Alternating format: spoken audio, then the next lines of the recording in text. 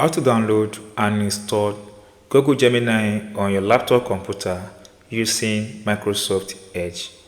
So on your laptop or your device, type in Gemini.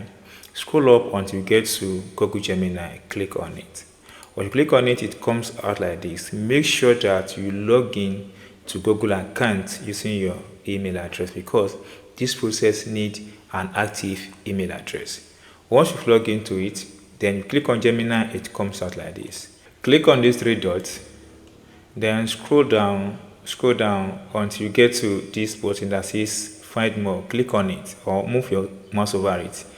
Then move your mouse over on apps. Here you see install this app, then click on it. Then it comes out like this. Then change this name, then click on this install button.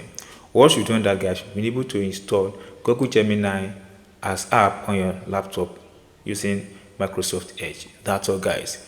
If you enjoyed this tip, you have not subscribed, can you subscribe so that when we drop another important update, you have access to it as soon as possible.